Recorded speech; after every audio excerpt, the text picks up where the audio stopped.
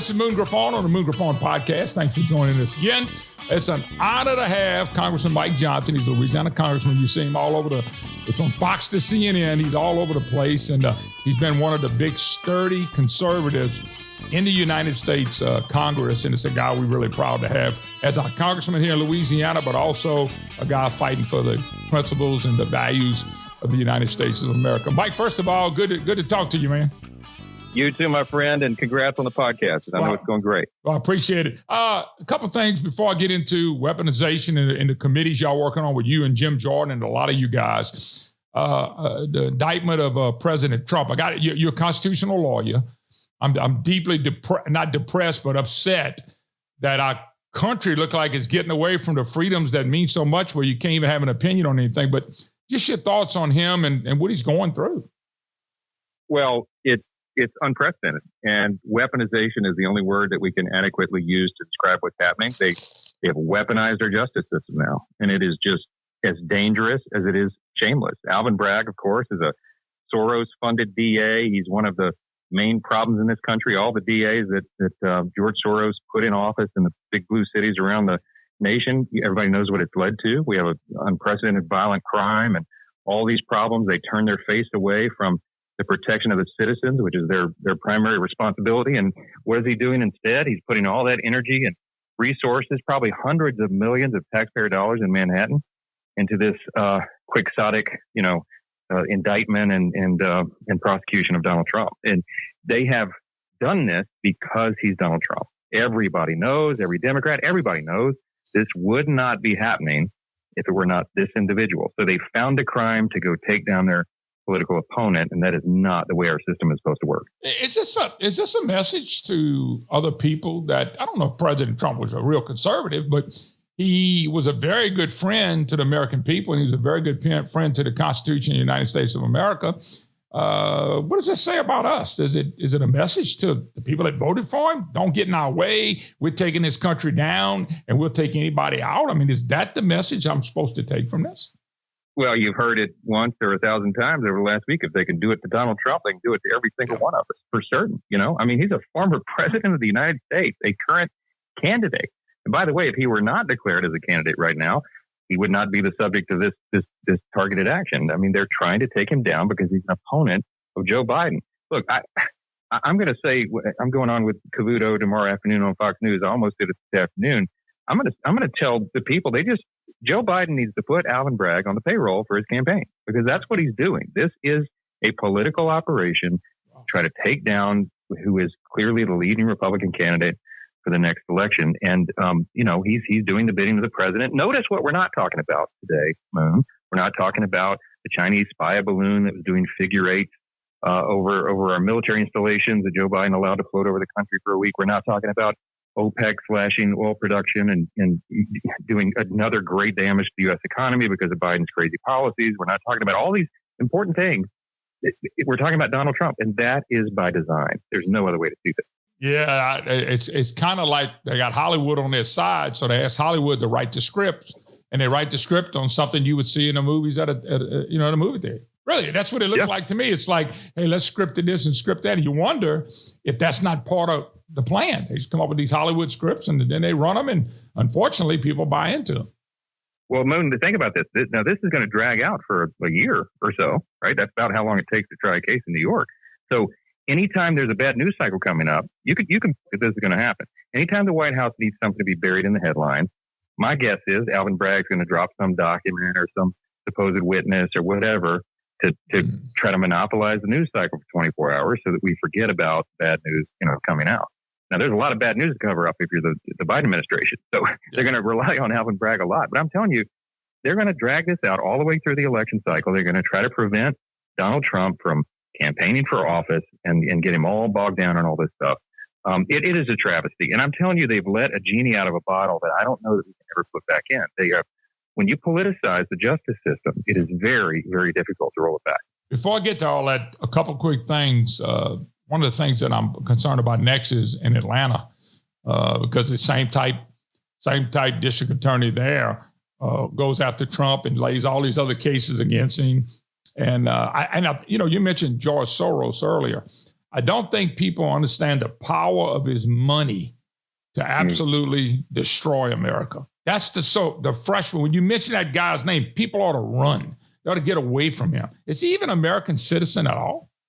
No, of course not. And he is an avowed enemy of our country. His stated purpose is to take America down. Yep. And he's invested in all kinds of crazy, nefarious, wild leftist, initiatives over the years. And his latest thing, several years back, was to start funding these radical leftist DAs. And once it came up on the radar, everybody noticed it. It's a juggernaut. He has so much money. He invested in this way, and it's very difficult to counter that. And so, these are the completely foreseeable consequences of what he's done and what he's invested in. He's getting a good return on his investment. Yeah, if you hate America, first of all, he hates Jesus, he hates God, he hates America, he hates freedom. And this is the guy a lot of the Democrats are running to. That's, Mike, but is it a matter? I'm not really worried about people that vote conservative, Republican, whatever. It's the people that are voting Democrat. I think they're still voting for John Kennedy type Democrats. It's not even close to that anymore. This is not a Democrat versus Republican now. This is conservative rate. I'm gonna say versus total hate of God and total hate of the country. Well, listen, it's big government socialism versus free market capitalism when you look at it, and the root of socialism, communism, it all comes from Marx, and all of that begins with the very foundational philosophy that there is no God. The state effectively becomes God, the all-powerful being and the provider of all. And you have to recognize this really is a battle between worldviews. It is bigger than ours versus these now. This is about two competing visions for how the world is going to be. And remember, China is rising up bigger and stronger every single day. They are nearly a peer-to-peer adversary to us. And their goal, of course, is to replace us as the superpower. They are a communist state, whether they want to call themselves that or not. They're changing their titles this week. That's another thing that hasn't been covered in the media because of the Trump stuff.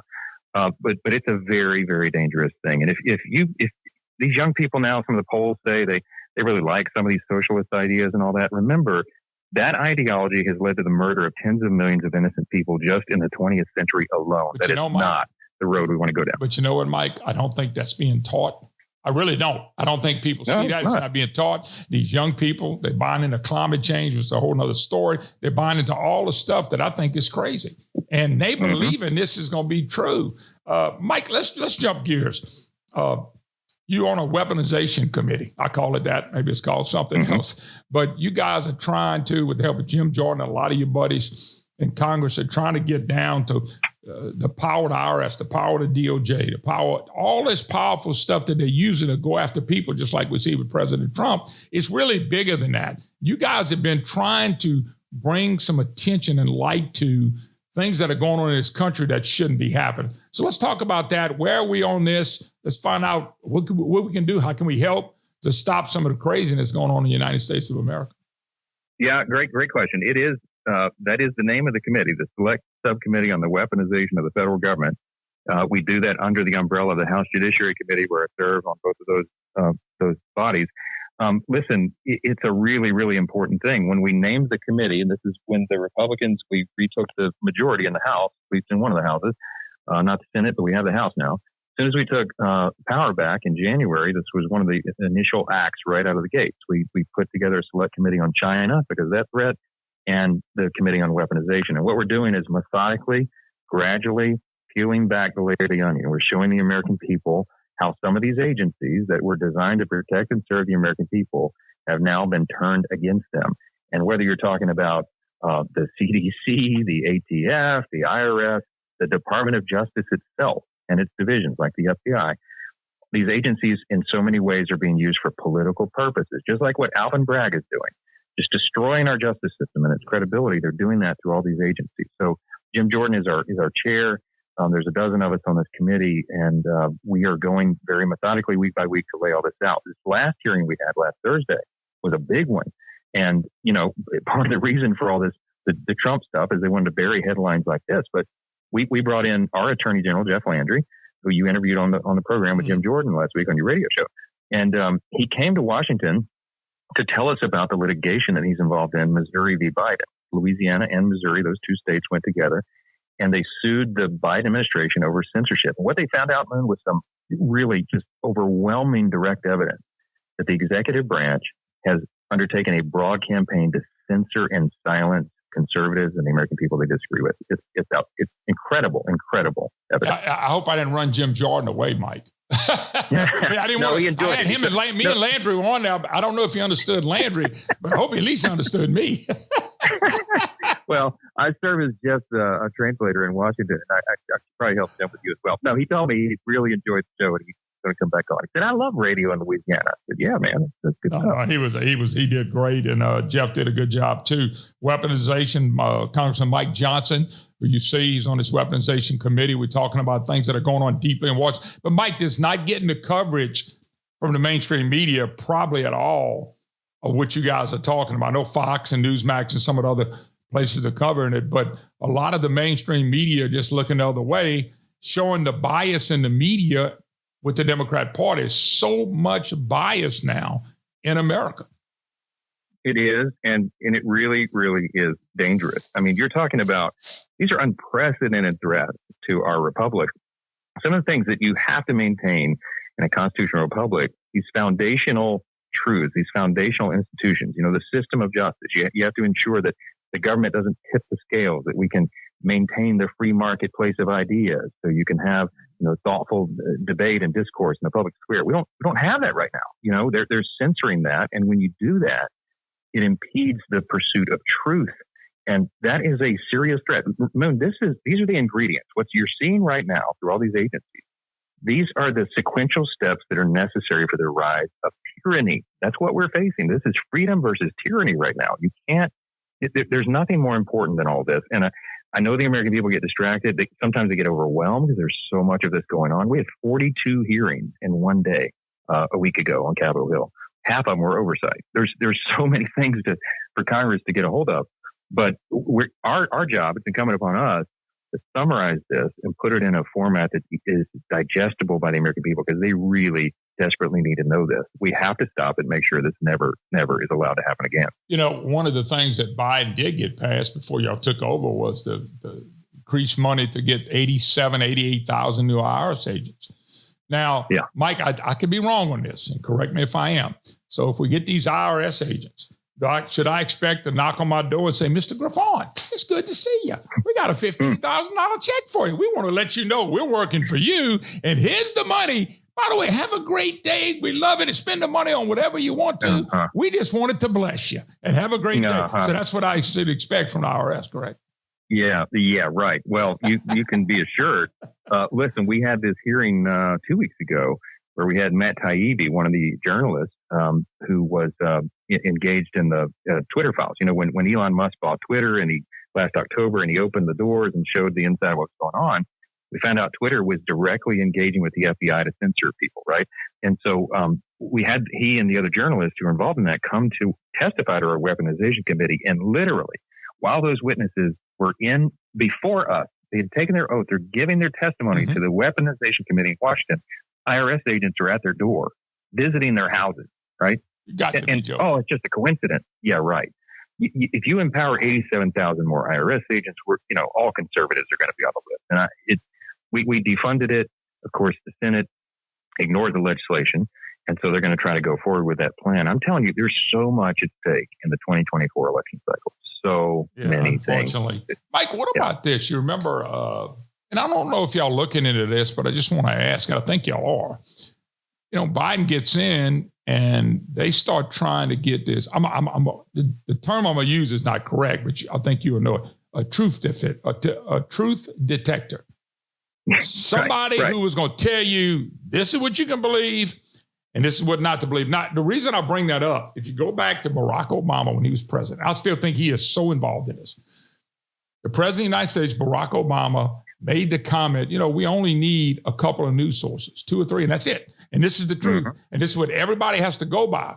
And Trump was trying to put in place somebody to control free speech. And I thought, out of all the things you're going and all the things you're looking at and the dangers of everything that y'all looking at, that may have been the biggest of all, which is probably what y'all talking about anyway in the big picture. Yeah, no, both.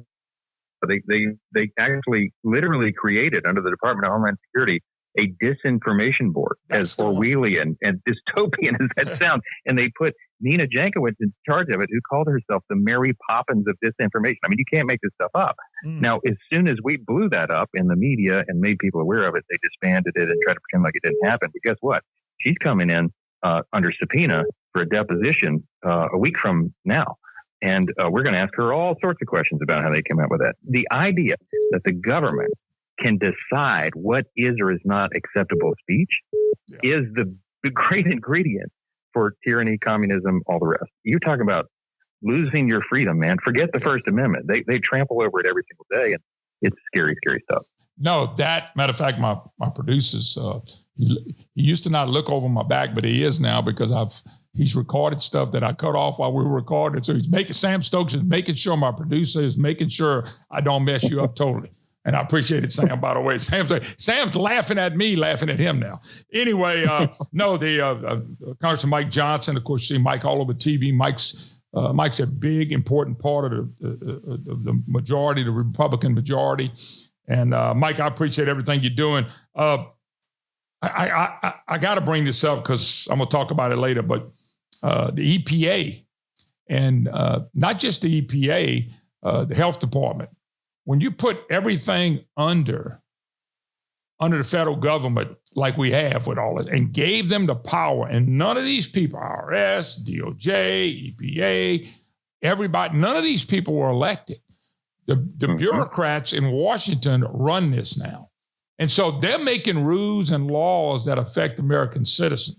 I'm taking the EPA and the climate change and the global warming. They're spending all this money, and it's crazy. All the stuff they predicted, none of it came true. That's the trouble to me as well, because these are people not elected determining what the United States of America is going to look like in the next 5, 10, 20 years forever. And none of it's pretty because it's big government stuff, just like in China, Russia, Venezuela, Cuba, you name it. This is how they did it. They went through these departments and we just said, okay, you want to control banking? You want to control healthcare? You want to control energy? Just do it. We're going to do whatever you say. And it's never the right thing. Well, that's right. And there's no accountability. And that's the key. In a government of the people, by the people, for the people, as we have this great experiment in self-governance, you have to be able to hold people accountable. That's the foundation of the whole principle of separation of powers and checks and balances. But as you point out, Moon, when you have nameless, faceless bureaucrats buried in these giant agencies making law, acting as if they're, their own legislatures, then the system breaks down. And that's what we have now. We have agencies acting as though they are lawmaking bodies. We had a hearing in the House Armed Services Committee last week where the Secretary of Defense, Lloyd Austin, came and testified before us. And I asked him about their abortion policy. They're paying soldiers for their travel costs to go get abortions because some of them are stationed in states that were outlawed by the people. And I said, sir, who made this policy? Well, we did. You're not the legislature. The Congress has prohibited federal taxpayer dollars being used on this. You don't get to change that. What did he say? Don't get to do. What was his name? He's all people like this policy. I don't care. I don't care who likes it, sir. You don't have the authority. I mean, but Mike, okay, let me stop you though. How do they get away with it? In every one of these departments, if y'all have the power, why y'all can't strike them down? Y'all can't put. I mean, what can you do? What power do you have to stop that craziness? That's the thing. We have the Hyde Amendment. We have federal law already that prohibits taxpayer dollars from being used for abortion services, and they're doing exactly the opposite. So lawsuits are being filed right now to try to challenge it in court. Hopefully you get fair-minded federal judges who will look and apply the law as it's written. Good luck. Yeah, well, and I told him, I said, you're going to lose these battles. Follow the law, right? I mean, but in the meantime, we that's why I say 2024 is such an important election cycle, because you've got to get people who respect and revere the Constitution, common sense conservatives in charge of the Senate and the House, and obviously the White House as well, so we can turn all this around. I mean, there's never been higher stakes for an election. We say that every election cycle. This one really is for all the marbles. We have unprecedented challenge right now. You cannot overstate the threat that we're facing. Yeah, and the thing about it is, if you get the presidency, this is, and I'm going to close with this, and I appreciate your time. We get the presidency in the House and Senate, and it seems like we have a few Republicans that won't vote with the conservative and a few Republicans in the House and Senate who won't do it. It reminds me of Baton Rouge. Same thing. You get enough Republicans, but you don't get enough conservatives. And there's a big difference. And I hope that if, Lord willing, we can change this president out, and we don't, we're in so much trouble, it's not funny. I just hope to God that we got enough conservatives to go with them that will make the tough choices, because that's where we are today. We need some tough people now. We don't need You're reps. right. We need tough people that don't mind the media and some of the constituents getting mad at them. Because if not, we're going to lose it all, and I don't want to see that happen. Absolutely. That's well said, my friend. Yeah. Congressman Mike Johnson, thank you, brother. We'll do it again. Okay, buddy. Talk to you soon. Thank you very much. All right, folks, don't forget to join the Moon Griffon podcast. Tell a friend about it. Make sure you subscribe. I need you to subscribe. We'll appreciate it. However you get your podcast, make sure you check out the Moon Griffon podcast and tell everybody about it. You can check me out or email me, moon@moongriffon. You see the name right there, moon@moongriffon.com. Make sure you email me. God bless. Have a great day.